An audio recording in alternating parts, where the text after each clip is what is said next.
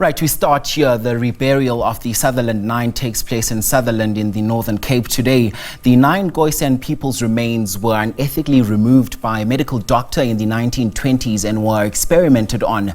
The remains were found decades later. Now, SABC News reporter Ulrich Hendricks joins us now for a live update.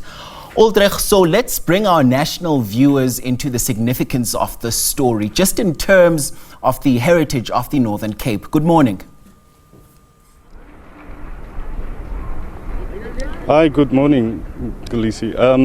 Well, this tale starts about a century ago in the 1920s when a local medical student who was also a farmer exhumed 9 bodies on his farm. He then took it to UCT, where it was then studied and where it was then stored for the next 100 years. About 5-6 years ago, UCT did an audit on all the remains that they had within their facility.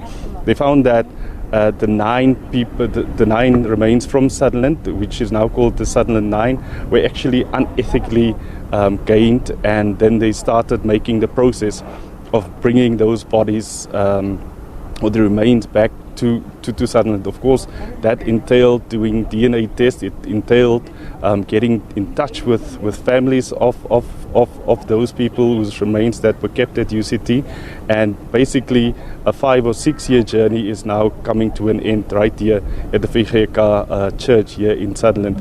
But let's talk to the MEC, Northern Cape MEC for Arts and Culture, Desiree Finis. MEC, tell us your role in this, this journey of the Sutherland 9. Our journey as the Northern Cape government started like in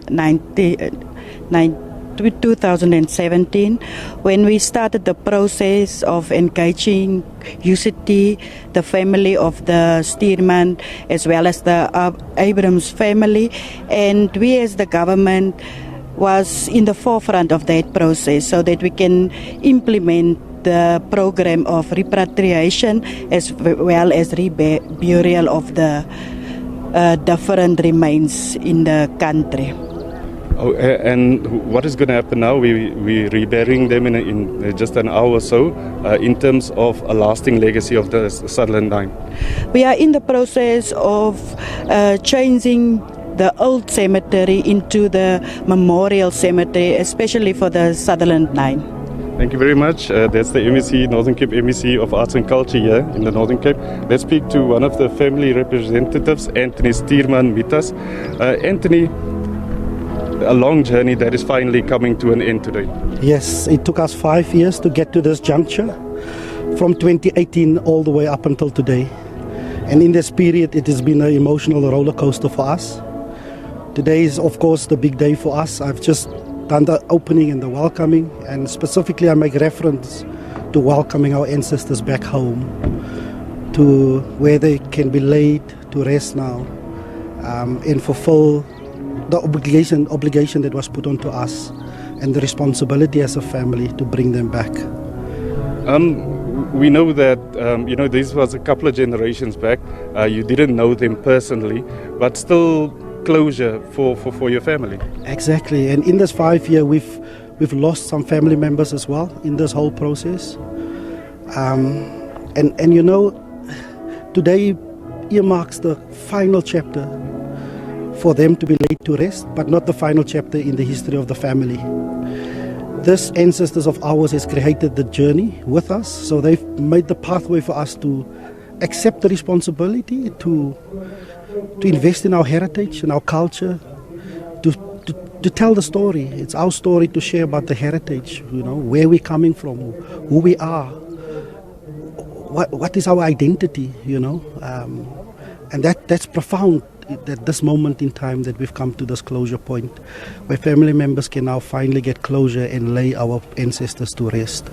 Talking about, the spotlight now again firmly on identity, culture, and this weekend we saw a lot of cultural expression in terms of how you brought the remains back to Sutherland and how you ultimately buried them. Yes, so we were guided, of course, by our ancestors in the fact that, their traditions and customs. History showed us what they used to practice. Some of our family members are still related and still practice some of those customs. I'm, of course, of the younger generation, and my culture, I felt like, and heritage was taken away from me not by choice. I didn't have the choice to do that. It's like I'm founding myself again, and for a lot of family members in the space, it's like them finding themselves again.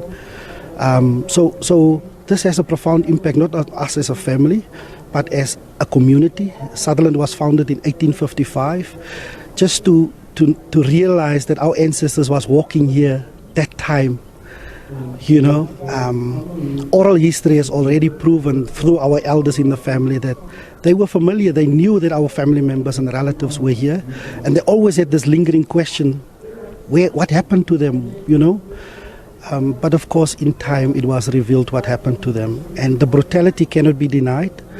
The trauma of it all cannot be denied. And I think sometimes we tend to not speak about this trauma that was put on families. We one of the lucky families that got to repatriate some of the remains. In the broader South African context, there's a lot of family members still lingering with the same question. And when we started off, we didn't know, there wasn't any blueprint to do this, but we know we were guided that we wanted to bring our ancestors back home in a dignified and a respected way. And somehow that process influenced national policy on the repatriation of our ancestors. Talking about, you're talking about other people are going through the same, they don't know where their ancestors are. Are you, with this blueprint that your family and this event has established, going to assist other families as well? Yes, so in our family self, we are trying to organize ourselves now, because you will see this was interprovincial in South Africa. From various provinces, we had representation from the families that got together as a sort of a steering committee.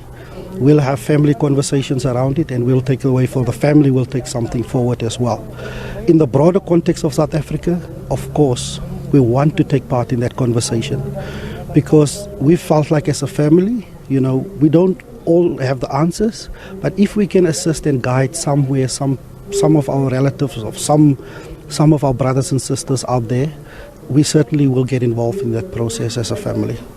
Thank you very much. Anthony Steerman with us. Of course, the family representative of the families representing the Sutherland 9. Of course, as I said, the services are underway. In about an hour and a half, the remains of the Sutherland 9 will be buried at a cemetery that's also more than 100 years old. Of course, just to say as well that we spoke to UCT earlier, and they said that, while this is regrettable and they want to see this concluded, they have put processes in place that something similar can never happen again. So expressed permission must be given, even if the person themselves is donating their remains after death. So a lot of policies and has been put in place to prevent this from ever happening again. All right, Ulrich Hendricks is our reporter in the Northern Cape for us. Thank you very much indeed.